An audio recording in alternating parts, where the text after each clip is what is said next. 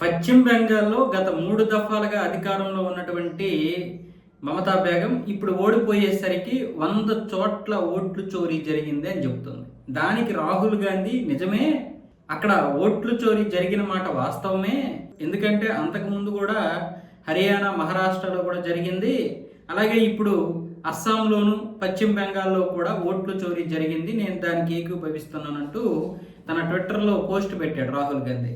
మరి వీళ్ళకి ఎంత సిగ్గు లేదో నాకు అర్థం కాదు, కానీ 3 దఫాలుగా వీళ్ళు గెలిచినప్పుడు మాత్రం అక్కడ ఓట్లు చోరీ జరగలేదంట, అక్కడ ఈవీఎంల మాయ జరగలేదంట. వీళ్ళు ఓడిపోతే మాత్రం అక్కడ ఓట్లు చోరీ జరుగుతుంది. నేను ఇంతకుముందు కూడా చెప్పాను కదా, ఓడిపోతే ఒక రకం, గెలిస్తే ఒక రకం. వీళ్ళు గెలిస్తే కష్టార్జితంగా గెలిచినట్టు, అధికారం అదే బీజేపీ మీద కోపంతో ప్రజలందరూ ఓట్లు వేసినట్టు. వీళ్ళు ఓడిపోతే మాత్రం ఈవీఎంల ద్వారా ఓడిపోయినట్టు.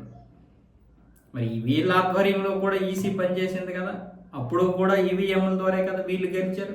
మరి కేరళలో గెలిచినటువంటిది ఈవీఎంల మాయ అనుకోవచ్చా? చోరీ ద్వారా గెలిచారని మీరు అనుకోవచ్చా? మరి తమిళనాడులో కూడా బీజేపీ రాలేదు కదా, అది కూడా ఓట్లు మాయేనా? మరి ఇప్పుడు విజయ్తో పొత్తు పెట్టుకుంటామంటున్నారు కాబట్టి మరి మీరు కూడా ఓట్లు చోరీ చేసినట్లేనా తమిళనాడు, కేరళలో? సిగ్గుండాలి కొంచెమైనా.